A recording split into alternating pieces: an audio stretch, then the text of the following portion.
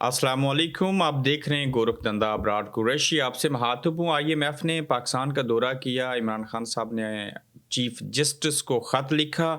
पाकिस्तान किस से अब तक आज़ाद नहीं है और अवाम को नाउमीदी क्यों? लीबिया के अंदर दर्जनों पाकिस्तानी डूब कर मर गए, इसका ज़िम्मेदार कौन है? और तहरीक इंसाफ इंडिया में मुलाकात में क्या तय हुआ?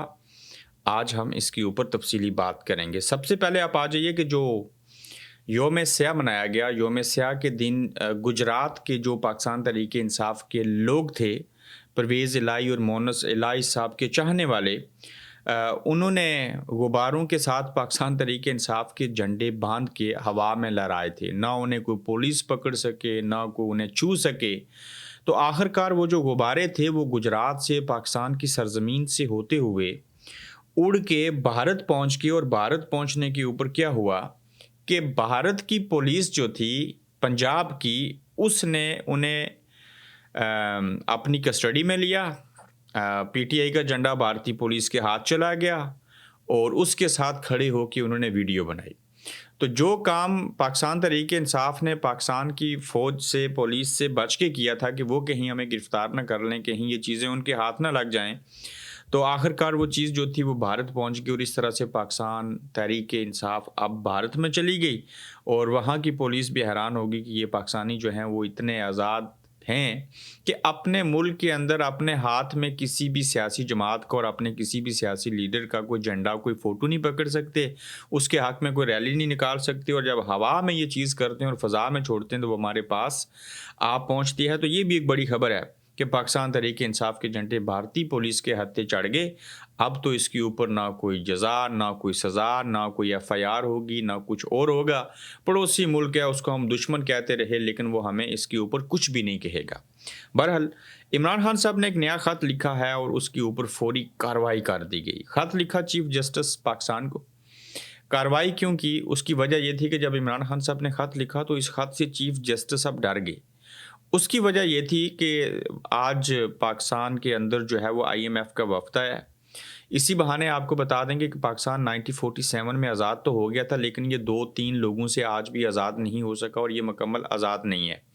उसकी बेशुमार वजूहात हैं। लोग अपनी मर्ज़ी से वोट नहीं दे सकते, लोग अपनी मर्ज़ी से जो है वो जलसा जुलूस नहीं कर सकते, लोग अपनी मर्ज़ी से आवाज़ नहीं उठा सकते, लोग मीडिया के ऊपर मर्ज़ी से नहीं बोल सकते, लोग सोशल मीडिया पे मर्ज़ी से नहीं बोल सकते, अखबारों में लिख नहीं सकते। और फिर इस्टेब्लिशमेंट से ये आज़ाद नहीं है। पार्लियामेंट के अंदर घुस के लोगों को गिरफ़्तार किया जाता है। ये लोगों को टॉयलेट तक नहीं जाने देते जब तक एक तरमीम के ऊपर सियासतदान जो है वो दस्तखत न कर दें।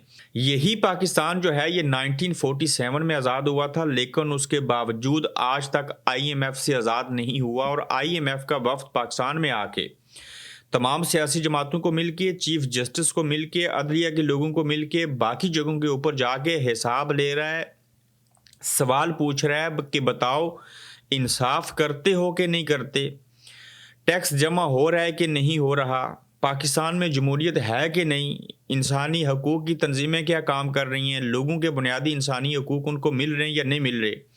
तो ये सारी चीज़ें देखें तो पता चलता है कि पाकिस्तान को आज भी दो लोगों से आज़ादी चाहिए। नंबर एक पाकिस्तान की मिलिट्री इस्टेब्लिशमेंट, दूसरा आईएमएफ। तो भाईजान जब आप किसी को कर्जा देंगे तो उसके बदले में वो आपसे काम तो लेगा। जब आप पाकिस्तान की मिलिट्री को सियासत में घुसेड़ेंगे या वो खुद दावत गुनाह को कबूल करके आएंगे तो बदले में मियाँ नवाज शरीफ जैसे बंदे को वज़ीर आज़म ना बना के उनकी जमात को ज़बरदस्ती हुकूमत देके शहबाज शरीफ साहब को दोबारा वज़ीर आज़म बना के उनसे तो वो काम लेंगे।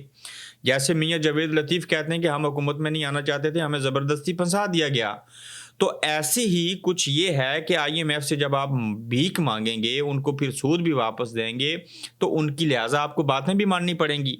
तो ये जो इमरान खान साहब ने ख़त लिखा है, इस ख़त से चीफ जस्टिस साहब ने डर से, खौफ से और आईएमएफ के डर खौफ से फौरी जो आइनी तरमीम के हवाले से कमीशन बना था उसको ये वो ख़त भेज दिया। इसलिए कि आईएमएफ का वफ़द भी आज सुप्रीम कोर्ट में है, ऊपर से खान साहब का ख़त भी आया है। तो हमने अगर ये ख़त आगे ना भेजा तो कल जब आईएमएफ का वफ़द मिलने जाएगा पाकिस्तान तहरीक इंसाफ के लोगों को, तो वहाँ पे शिकायत ना हो जाए कि इमरान खान ने ख़त लिखा था और चीफ जस्टिस साहब ने उसके ऊपर किया कुछ नहीं। तो जब ये ख़त आगे भेज दिया गया तो आईएमएफ के वफ़द को چیف جسٹس نے بریفنگ دی ہے، اس میں کہا دیکھیں نا ہم جج ہیں، میں ایسے جج بننا ہوں، میرٹ کے اوپر آیا ہوں، 26ویں آئینی ترمیم کر کے ہم نے اس کے اندر اصلاحات لائی ہیں. یعنی کہ آئی ایم ایف کے وفد کے سامنے بھی پاکستانی جج مسلمان ہوتے ہوئے دوسرے غیر مسلموں کو، دوسرے انسانوں کو جھوٹ بول رہا ہے کہ یہاں انصاف ہوتا ہے، میں میرٹ کے اوپر لگا ہوں، 26ویں آئینی ترمیم بڑا ثواب کا ہم نے کام کیا ہے. تو ان کی آنکھوں میں بھی دھول جھونک رہے ہیں اور دھوکہ پلس دھوکہ ایکول ٹو دھوکہ اور فراڈ کیے جا رہے ہیں. یہ سمجھتے ہیں کہ اس کبوتر کی طرح آنکھیں بند کریں گے تو بلی ہمیں کھائے گی نہیں. تو آپ دیکھیں کہ یہ کس طرح سے انگریزوں کے سامنے بھی جھوٹ بولتے ہیں اور خود ایسے منصب کے اوپر بیٹھے ہیں کہ جو پاکستان کا سب سے بڑا منصب سمجھا جاتا ہے اور ہے.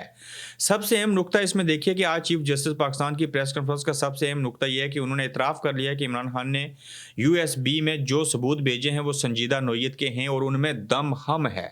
یاد رہے کہ عمران خان نے USB میں 26 نومبر کی فائرنگ زخمیوں شہیدوں کے حوالے سے ثبوت بھیجے تھے جن میں گولی لگنے سے قبر میں اتارنے تک کے ثبوت موجود ہیں. چیف جسٹس پاکستان کا یہ بہت بڑا اعتراف ہے. اس پر بجائے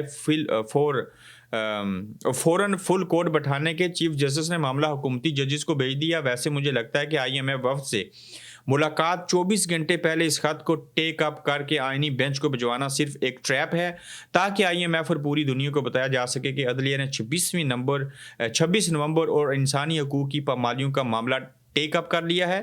اس سے عالمی دباؤ کو کم کرنے کی کوشش ہوگی اور یہ کوشش کامیاب ہوگی کیونکہ یہ ایک لاجیکل نقطہ ہے کہ عدلیہ نے معاملہ ٹیک اپ کر لیا ہے. لیکن حقیقت تو ہم پاکستان والے جانتے ہیں کہ عدلیہ کا آئینی بینچ کیا کرے گا. صدیق جان صاحب نے اس کے اوپر تبصرہ کیا ہے. یہ بالکل لولی پاپ دینے کے مترادف ہے. اس کے اوپر کوئی عمل درآمد نہیں ہوگا، کوئی اس کے اوپر رد عمل جو ہے وہ مثبت نہیں آئے گا اور یہ معاملہ بھی ایک دفعہ پھر دب جائے گا. لیبیا کے اندر کشتی الٹ گئی اور اس کشتی کے اندر جو ہیں وہ 73 میں سے 63 پاکستانی جو تھے، ڈوبنے والوں میں سے 63 پاکستانی تھے، جن میں سے لیبیا میں کشتی حادثے میں جو ٹوٹل ڈوبے 73 تھے، 63 اس میں سے پاکستانی تھے جن میں سے بیشتر جاں بحق ہو گئے. اور کشتی حادثہ میں 8 فروری کو رنما جو ہوا، حادثے میں 2 پاکستانی شہری زندہ بچ کے ہیں جنہوں نے اطلاع دی. اور لیبیا کشتی حادثے کے 16 میں سے جاں بحق 7 پاکستانیوں کی شناخت ہوئی ہے اور جاں بحق پاکستانیوں کا تعلق صوبہ خیبر پختونخوا سے ہے اور IMF کے مطابق 6 افراد ضلع کرم اور 1 کا تعلق باجوڑ سے ہے. یہ جو 6 افراد کا تعلق KPK سے ہے، یہ علی امین گنڈا پور، عمران خان کی پوری جماعت، پاکستان کی وفاقی حکومت، صدر، وزیر اعظم، یہ تمام لوگ اس بات کے ذمہ دار ہیں کہ اس ملک کے اندر غربت ہے، مہنگائی ہے، بے روزگاری ہے، عدم تحفظ ہے، انصاف نہیں ہے، جس وجہ سے یہ ڈنکی لگا کے یہ لوگ بارڈر کراس کر کے وہاں پہ گئے اور جب ان کی جان چلی گئی تو ان کا روز قیامت جو پوچھا جائے گا وہ PTI سے بھی پوچھا جائے گا، علی امین گنڈا پور سے پوچھا جائے گا، شہباز شریف سے پوچھا جائے گا، آصف زرداری سے پوچھا جائے گا اور بالخصوص آرمی چیف سید عاصم منیر صاحب سے پوچھا جائے گا کہ آپ کی ریاست کے اندر یہ جو لوگ تھے انہوں نے جان اس لیے ان کی ضائع ہوئی کہ چونکہ آپ انصاف نہیں کرتے تھے، ان کو روزگار نہیں دیا. ریاست ماں جیسی ہوتی ہے لیکن یہ ریاست لوگوں کو پکڑتی ہے، لوگوں کو بھاگنے کے اوپر مجبور کرتی ہے. 95% لوگ اس ملک کو جو ہے وہ چھوڑ کے جانا چاہ رہے ہیں. اور کسی نے کہا تھا حضرت عمر کے دور میں جب وہ خلیفہ تھے کہ دریا کے کنارے کوئی کتا بھی بھوکا مر جائے گا تو اللہ کی ذات روز محشر مجھ سے پوچھے گی یہاں تو بندے بھوک سے مر رہے ہیں، لوگوں کی جانیں جا رہی ہیں، انہیں پھر بھی فکر نہیں ہے، کسی کو کتے کے مرنے کی فکر یا حساب دینے کی کیا تکلیف ہوگی.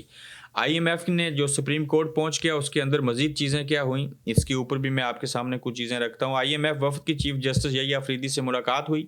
6 رکنی وفد تقریباً 1 گھنٹہ تک جو ہے وہ وہاں پہ موجود رہا. سپریم کورٹ سے اس کے بعد وہ روانہ ہوئے اور چیف جسٹس نے عدلیہ سے متعلق بریفنگ دی. آئینی بینچ اور ججز تعیناتی پر گفتگو ہوئی. IMF کو بتایا کہ آپ بہترین وقت پر آئے ہیں. IMF وفد کو عدالتی ریفارمز، نیشنل جوڈیشل پالیسی سے آگاہ کیا.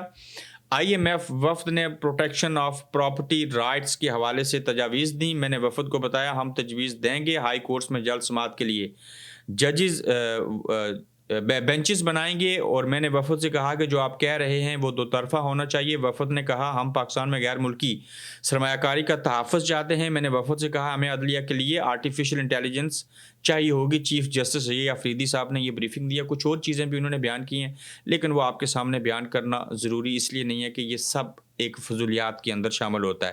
کون پاکستان سے ناامید ہو چکا ہے اور پاکستان میں رہنا ایک مستقل لڑائی ہے.